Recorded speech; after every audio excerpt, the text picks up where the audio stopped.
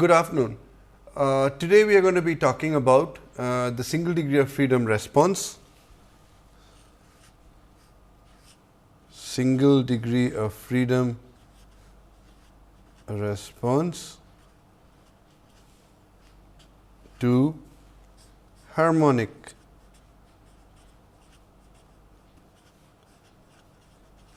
loads. If you remember, we had discussed towards the end of last lecture what the different kinds of loads that structures are actually subjected to, and the simplest kind of load and the kind of load that you get when you have a rotating machinery with constant speed sitting on top of a structure is known as harmonic load.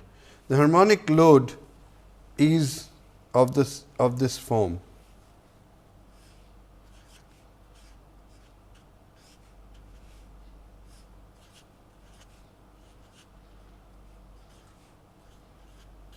We will see that later on the harmonic need not necessarily be of this form. There are various harmonics that you can have, but this is the simplest kind of harmonic, and let us just go with this. So, this kind of loading essentially is of this form.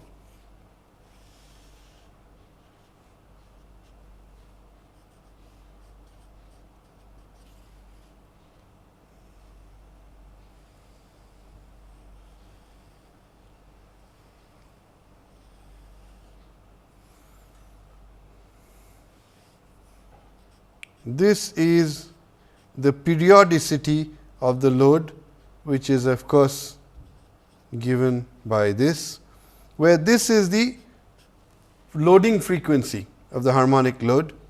The amplitude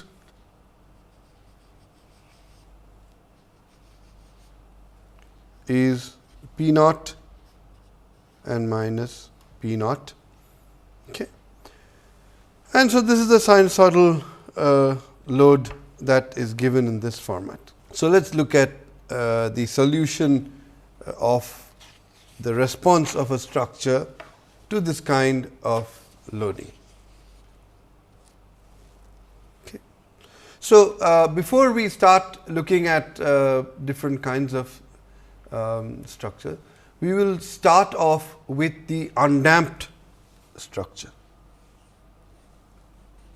We will see later that the undamped is a special case of damped, but we will start off with the undamped structure. Then the equations of motion becomes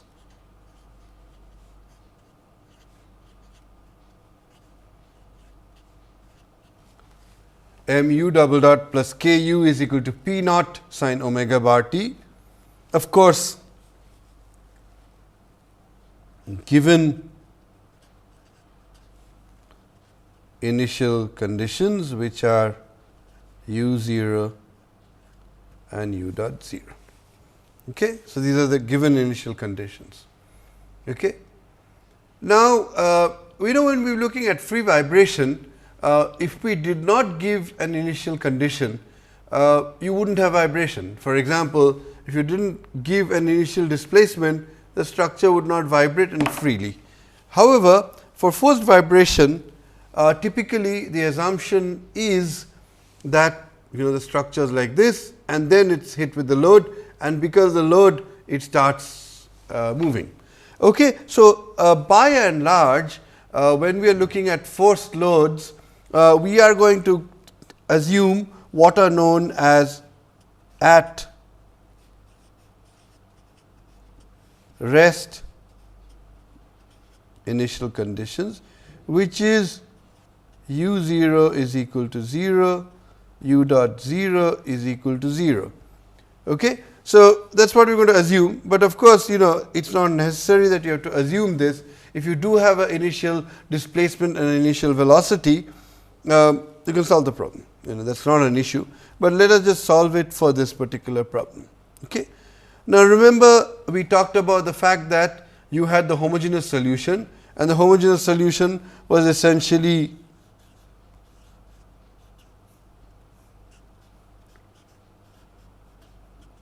the solution to this equation we know what that solution to that equation is. So, we know that u h of t is equal to C1 sin omega t plus C2 cosine omega t, where omega, as you know, is the natural vibration frequency which is given by this. We already know this, we have already evolved this, I do not want to go into that. Okay. Now, we go to how to get the particular solution. How do we get the particular solution? Well, let us look at what this is. The particular solution has to satisfy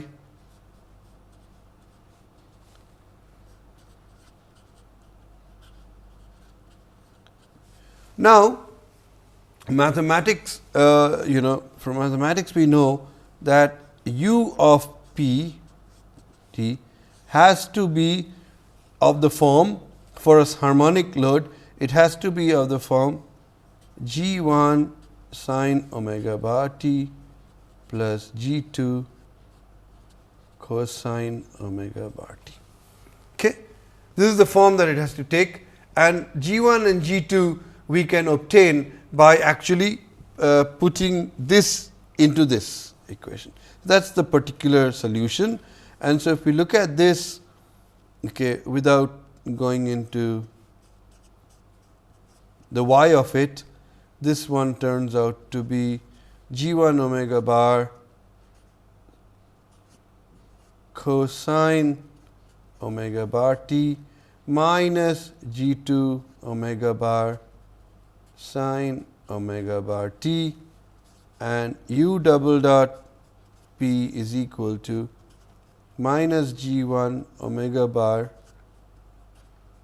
sin omega bar t minus g2 omega bar squared cosine omega bar t. So, substituting these in here and putting them together becomes what? Putting the sin omega bar t's together, you get that u double dot minus g1. So, it becomes k minus omega bar squared m into g1 sin omega bar t. Okay. And then what is the other one? It becomes the cosine, if you take it, it becomes plus k minus omega g2 cosine omega t is equal to p naught sin omega bar t. This is what we get by substituting these into this equation, and substituting that into this and collecting terms, we get this equation. Okay.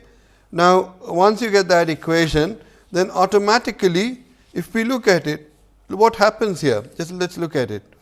Sin omega bar t, sin omega bar t, cosine omega bar t does not exist, which basically means this is equal to this and this is equal to 0. Obviously, you have to, the left hand side and the right hand side have to be the same for at any instant of time t. So, at any instant of time, since sin omega bar t and cosine omega bar t are different functions, that means if this is sin omega bar t, the coefficient of this has to be the same as this, and the coefficient of this has to be always 0. Okay. So, having given that, what do we get? Substituting that, we get k minus omega squared m into g1 is equal to p0. Okay. That is one, and the other one says k minus omega squared g2 is equal to 0. That is what we get. So, automatically, since k minus omega bar squared m need not be 0 at any time. So, therefore, obviously, this implies that g2 is equal to 0, and from the first one we get G1 is equal to P naught upon K minus omega bar squared m. Now, what I am going to do is I am going to make this equal to, I am going to take K outside. So, this will become P naught by K, and so inside will be 1 minus omega bar squared m upon K. Now, note what is K upon m? K upon m is omega squared. So, what do we get then? This becomes G1 becomes P naught by K into 1 minus omega bar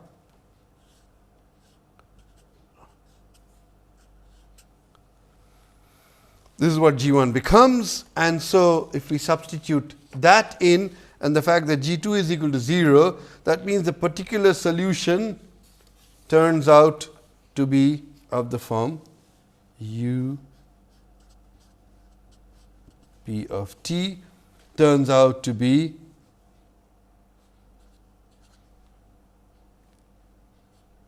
P naught upon K into 1 minus omega bar upon omega squared. This is G1 sin omega bar t.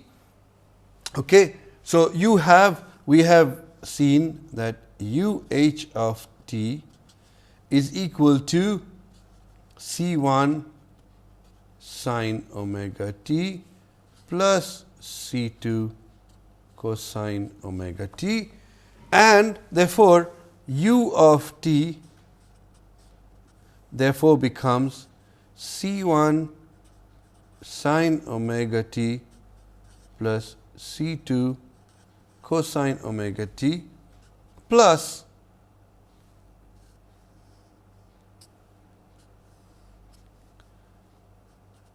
P naught upon K 1 minus omega sin omega bar t. Okay. So, this becomes now the solution. Now, how do we get C1 and C2? Well, we substitute the fact that U0 is equal to 0 at rest initial conditions. Remember that? At rest initial conditions. So, we need to satisfy, we need to plug in these two terms into this, and we can get the solution. So, let us look at what the solution looks like. Okay. So, if we substitute this in directly, if we go back here, okay, if you substitute t equal to 0, this one is 0. So, it becomes C1 0 plus C2 into 1 plus this term into 0. Okay. So, what do you get? You get C2 into 1. So, C2 is U0, U0 is 0. So, that implies automatically that C2 is 0. How do we get C1? Well, now, since we know that C2 is 0, this basically implies that u of t is equal to C1 sin omega t plus P naught upon K, okay, 1 minus omega bar, okay, into sin omega bar t. Now, just for the sake of simplicity, instead of keeping on writing this, I am going to define a parameter beta, which is omega bar. This is known as the frequency ratio. This is the excitation frequency to the natural frequency of the structure. So, this is the ratio of the excitation to the natural. So, this is actually more written as excitation frequency ratio. Note that if you look at this, if the excitation frequency, if the loading frequency is lower than the natural frequency of the structure, then beta is less than 1. Okay? If the loading frequency and the natural frequency are tuned to each other. What does that mean? Tuned. This is known as undertuned, because excitation frequency is lower than the natural frequency. Okay, if beta is equal to 1, this is known as the tuned condition, where the excitation frequency is equal to the natural frequency of the structure. This is also known as resonance. Okay? The reason why we call it resonance is the fact that they tune to each other, and when you have tuning, you will see that there is a beating phenomena. You know about that. But anyway, beta greater than 1 implies that the excitation frequency is higher than the natural frequency of the structure. Okay?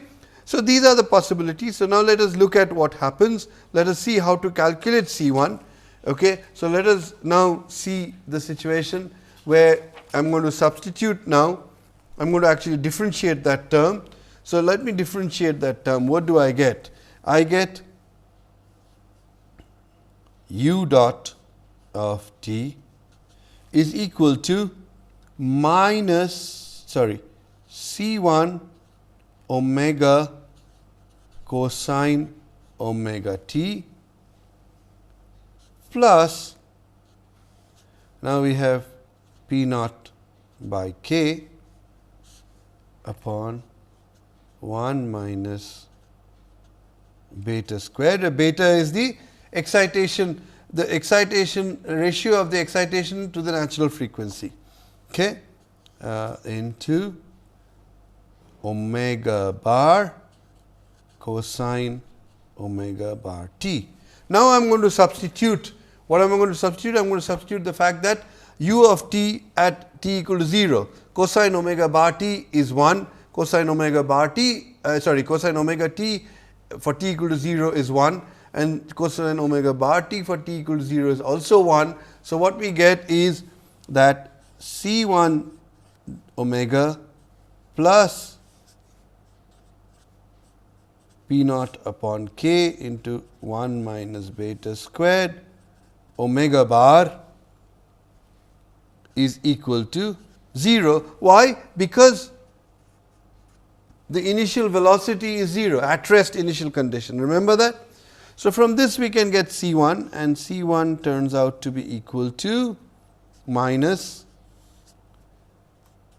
P naught by k 1 minus beta squared omega bar upon omega, which is also beta. So, it is equal to minus beta P naught by k into 1 minus beta squared, and then having got that, now we can write down the final form of u of t, the response, the displacement response of a single degree of freedom undamped structure to harmonic excitation becomes this: P naught by k into 1 minus beta squared,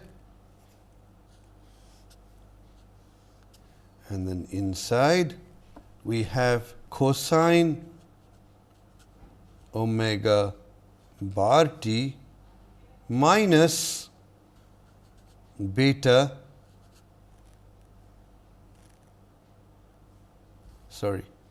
this is sine, ut is sine omega bar t into beta sine omega t. Okay, so this is the response. You see, there are two parts to it. There is one part that is the excitation frequency part, and there is one natural frequency part. So, obviously, these are two different harmonic functions, and u of t is a sum of two different harmonics, and so there is a beating phenomena and a constructive and destructive beating. Okay. Now, let us look at the situation. Let us look at the particular situation where beta is equal to 1. If beta is equal to 1, what do you get? Let us look at it. If beta is equal to 1, substitute it. By the way, remember that sine omega bar t is nothing but sine beta omega t, right. So, if you look at it, u of t equals to p naught by k 1 minus beta squared sine beta omega t minus beta sine omega t, right. So, this is the expression that is there for any time. Now, substitute beta equal to 1 in here, what happens? If you substitute beta equal to 1, this goes to 0, and if you note that this also goes to 0. So, you have the form 0 upon 0. Okay. So, obviously, you cannot, there does not exist a solution directly, because it is of this indeterminate form 0 upon 0. So, what you have to do? Well, we know that when you have 0 upon 0 as a solution, okay, you have to use L'Hopital's rule.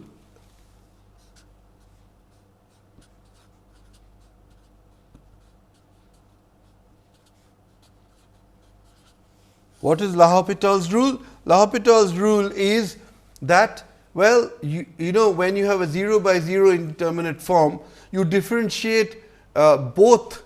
So, see what's happening is this here, the parameter is beta, which is in the limit going to 1. Okay. So, essentially the parameter is beta. So, you have to differentiate both the numerator and the denominator with respect to beta, and keep doing this till you go out of the 0 by 0 form. Okay.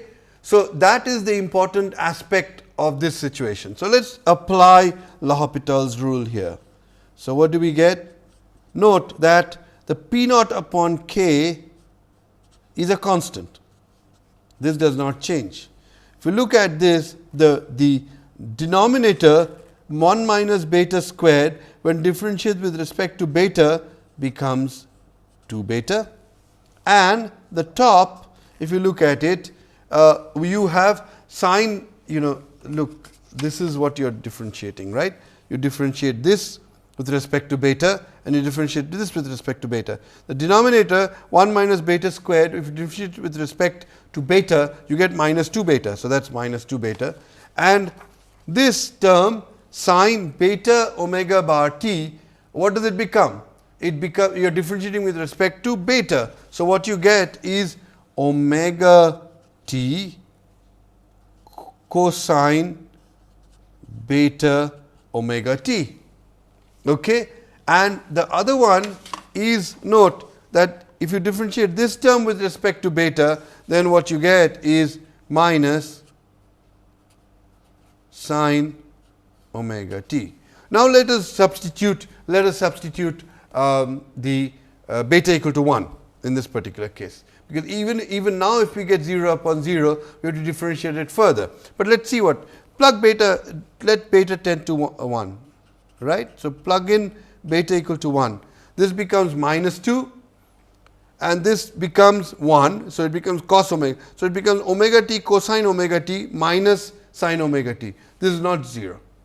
This is not 0 either. So, we have reached a stable solution, and so therefore, okay, at resonance,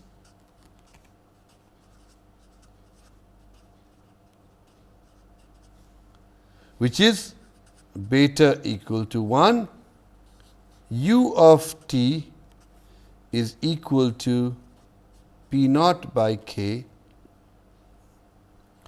Okay, I'll call this as half, because 1 upon 2b. The minus I'll take inside, so this becomes sine omega t minus omega t cosine omega t. This is define the response of an undamped system at resonance. Okay? If you look at this form, what does this form look like? This form actually looks like this.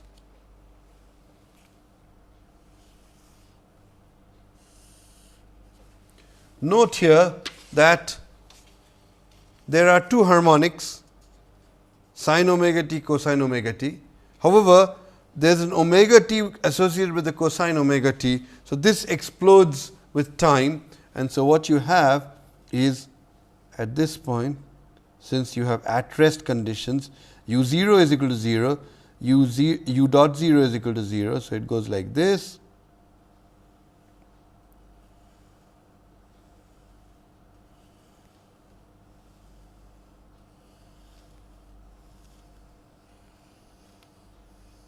What happens is it slowly explodes, and what happens is that this function is increasing with t, and so at infinite time you are going to have infinite displacement. An undamped structure is subjected to resonant excitation. This is called resonant excitation. Why? What is resonant excitation? Where the excitation frequency tunes to the natural frequency of the structure. So, if you have an undamped system which is subjected to resonant excitation, harmonic excitation, ultimately the displacement will become infinite, and that is the major issue that you have. Of course, here this is 2 pi upon omega. There is what is known as constructive beating. The two frequencies are the same. So, the excitation frequency and the natural frequency, and what happens is that the response keeps increasing with time. This is u of t and this is t.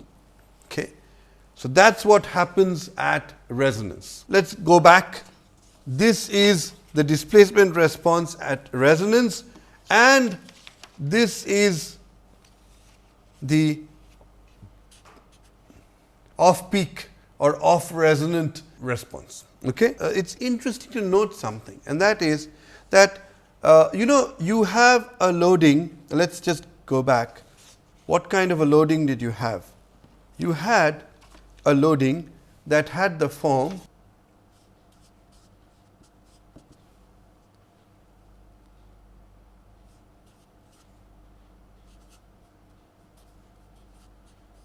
right. You had this form. The amplitude is P naught. Okay. Now, let us assume for a moment that we ignore this time variation. We say that P of t is P naught. Then what would be the response? If you look at it, the response would simply be nothing but, so P max is equal to P naught, and if we subjected this static load to the structure, U max would be P naught upon K. Obviously, this is trivial. Okay.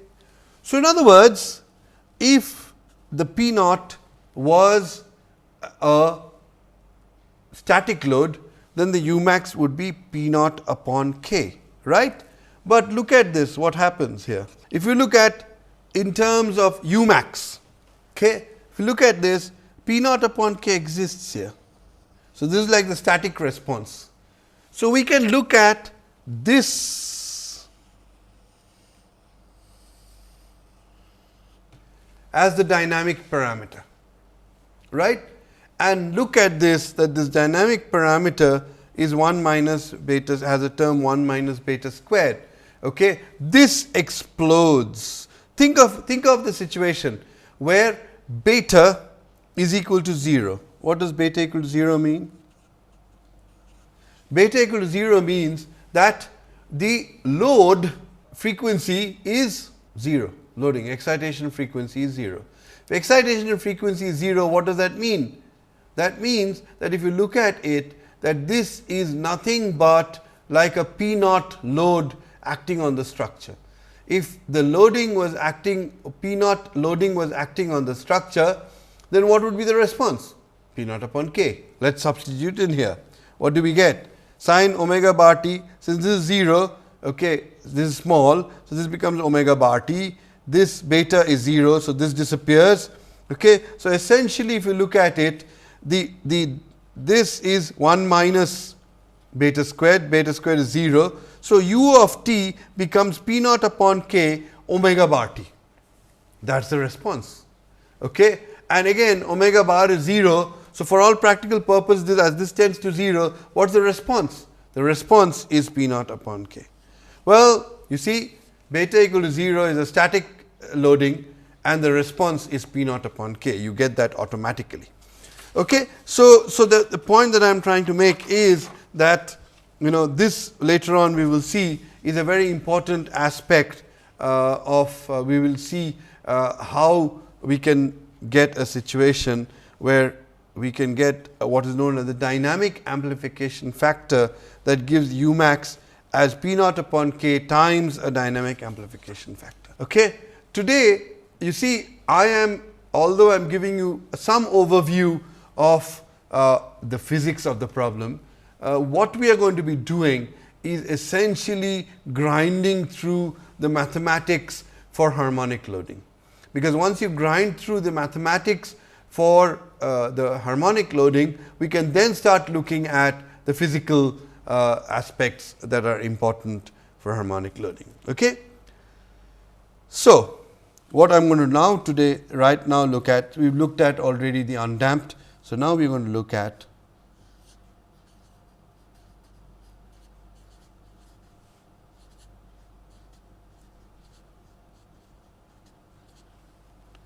damped structure response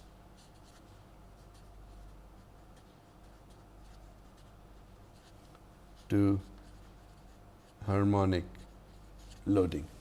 Okay. So, what is that? How does the mathematical equation look? Trivial.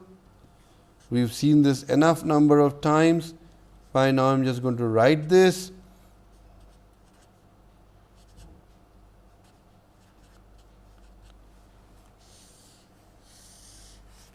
This is the equation of motion. I mean, sorry, yeah, right. This is the equation of motion. How do we solve this? Well, the homogeneous part, the particular part, we keep doing this. What does the homogeneous part look like? I have already solved it. What is that? E to the power of minus xi omega t into C1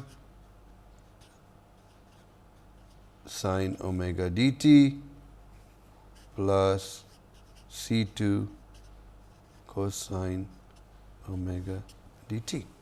That is my harmonic solution. Okay. Now, let us see what the particular solution looks like. Well, the particular solution for all kinds of harmonic load we know is of the form u of p g1 sin omega t plus d2 cosine omega bar t. Okay. So, this is of the form. Okay. So, now let me just substitute this becomes again go through the steps.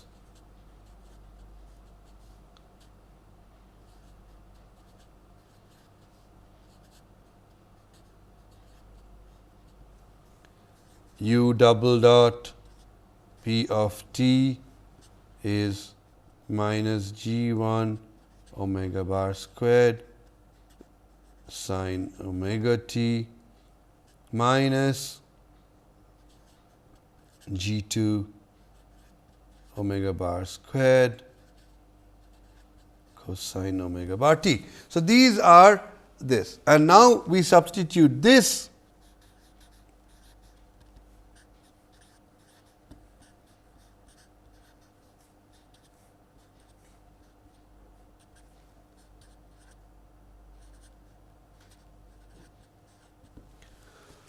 we are going to plug all of these into this. Now, let us see.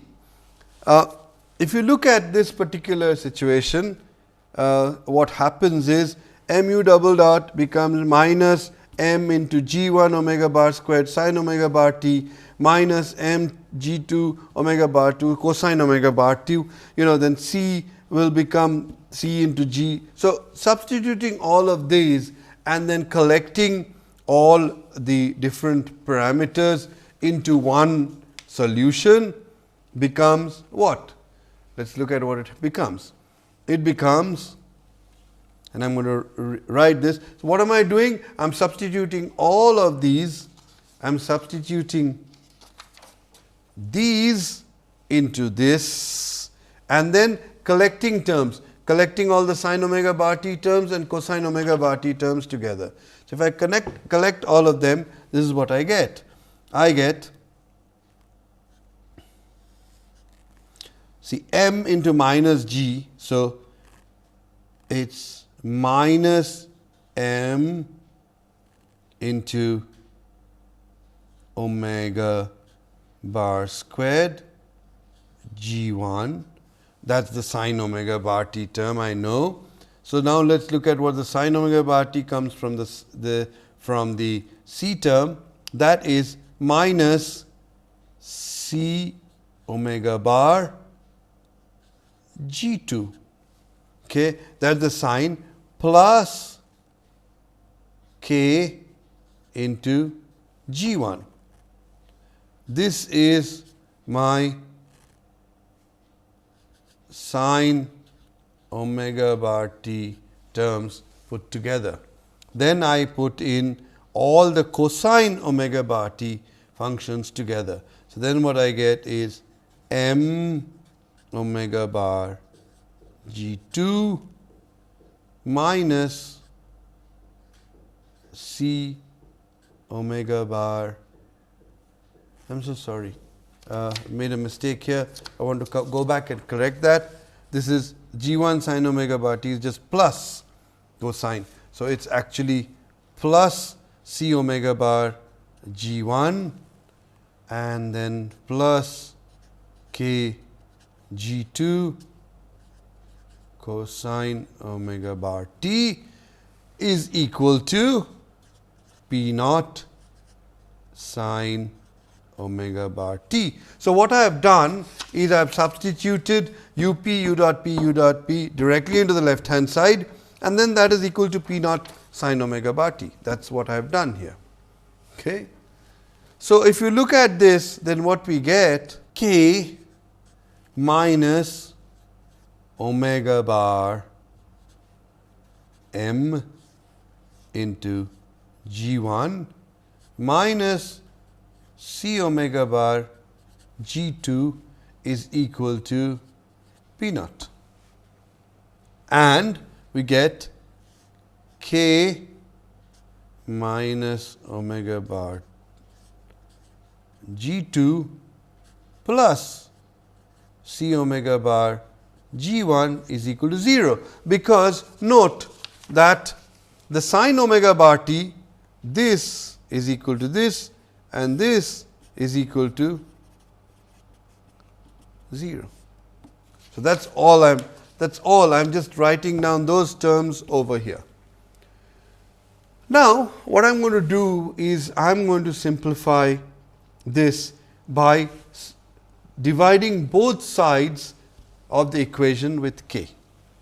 If I do that, then what I get is 1 minus omega bar squared k upon m g1 minus c omega bar upon k g2 is equal to p naught upon k, and we get 1 minus omega bar m upon k g2 plus G1 is equal to 0, right? Okay. Now the question, upon k, right? These are the two terms that you get. Now, from these two, you can solve for G1 and G2. Okay? So, but before we do that, let's simplify some of the terms. Okay? If you look at this, we know that k upon m is equal to omega squared, and we have already defined the fact that 1 minus omega bar squared m upon k is equal to 1 minus omega bar upon omega the whole squared, which is equal to 1 minus beta squared, which we have already defined the term beta, remember, right? Okay. Now, let us look at the other term. Now, I am going to write this term in a slightly different way. I am going to write it as C omega bar upon m into m upon k. It is okay. I am just multiplying the top and the bottom by m. So, that is okay. This is the same. But if you put this in, what happens? Okay. Now, look at it. By definition, what is zeta equal to? Zeta is equal to C upon 2 m omega. Remember the damping ratio definition which we had defined earlier, right? C upon T omega. So, then C upon m is equal to 2 xi omega, right? Obvious. It just naturally follows from here. So, we get, so C upon m, then therefore, this term becomes 2 xi omega into omega bar upon, now m k is 1 upon omega squared. Okay. So, if you look at this, this becomes 2 xi omega bar upon omega. So, this becomes 2 xi beta. So, now having substituted these, this is equal to this and this is equal to this. If I substitute that into those equations, what we get is the following. This term is 1 minus beta squared and this term is 2 zeta omega, 2 zeta beta, sorry, 2 zeta beta. So, if I substitute that in, what I get is 1 minus beta G1 minus 2 zeta beta G2 is equal to P naught by K, and the other one becomes 2 zeta beta G1 plus 1 minus beta squared G2 is equal to 0. Now, I can actually solve these simultaneously, but I'll go through the steps here very easily, because what I can do is from this equation I can see that G2 is equal to minus 2 zeta beta upon 1 minus beta squared G1. It is obvious, right. So, if I substitute that into the top equation, what I get is 1 minus beta squared G1 minus, then the minus minus becomes plus. So, this becomes plus 2 zeta beta the whole squared upon 1 minus beta squared G1 is equal to P naught upon K. That is what I get. So, now if both are G1, so I can take out G1 and note that this I can write as both sides. So, then I will get it as 1 minus beta squared the whole squared plus 2 zeta beta the whole squared all upon 1 minus beta squared into G1 is equal to P naught upon K. Okay. Fairly complex computation, okay. But ultimately what we get is that G1 is equal to P naught upon K into 1 minus beta squared upon 1 minus beta squared the whole squared plus 2 zeta beta the whole squared. That's G1. Okay. Similarly, substituting the fact that G2 is this, we get G2 is equal to minus 2 zeta beta 1 minus beta squared plus 2 zeta beta whole squared, and you must have forgotten what these G1 and G2 were. So, let us go back to what G1 and G2 were. They were the particular solution, where particular solution is G1 sin omega bar t plus G2 cosine omega bar t. Now, we have these. So, therefore, we get U of P as equal to P naught divided by K, and I will put the rest of it outside, 1 minus beta squared the whole squared plus 2 zeta beta the whole squared. This one stays outside, and inside becomes 1 minus beta squared sin omega bar t minus 2 zeta beta cosine omega bar t. So, this becomes my particular solution. If this is the particular solution, then now, so what is my total solution? You see, this is becoming extremely complex. Okay.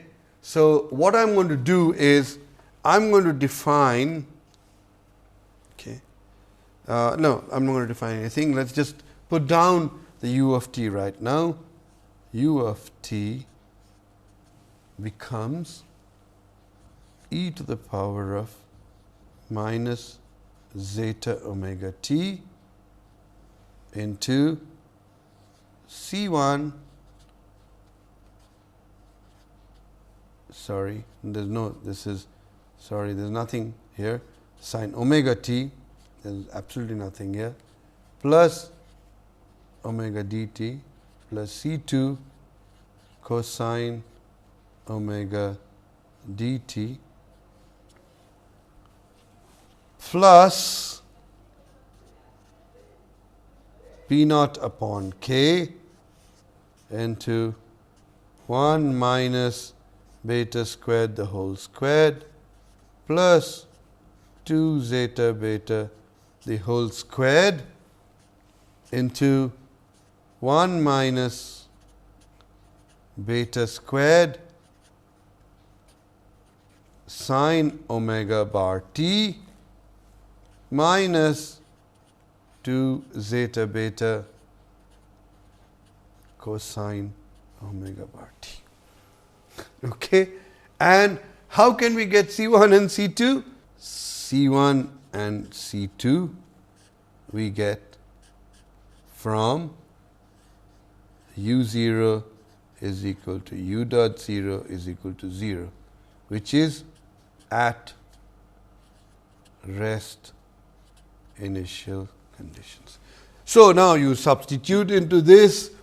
You see, the basic problem that happens over here is the fact that although we can get C1 and C2, you can put in here, and you will get some, you will get some, what you will get is you put t equal to 0, this one becomes 1, this becomes 0. So, you are left with C2 into 1, okay, plus this one becomes 0. So, this one disappears, this one becomes 1. So, it basically becomes that C2 is equal to this into 2 zeta beta. So, P naught upon K 2 zeta beta 1 minus this, that is C2, and C1 we can obtain by differentiating u dot of t, etc., etc.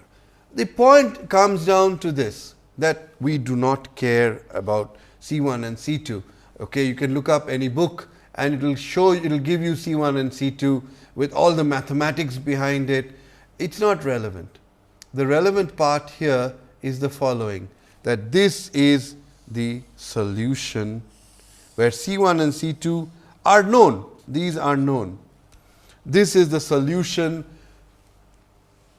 complete solution of a single degree of freedom damped system with damping xi, damping ratio xi, okay, and the excitation frequency to the natural frequency ratio as given by beta.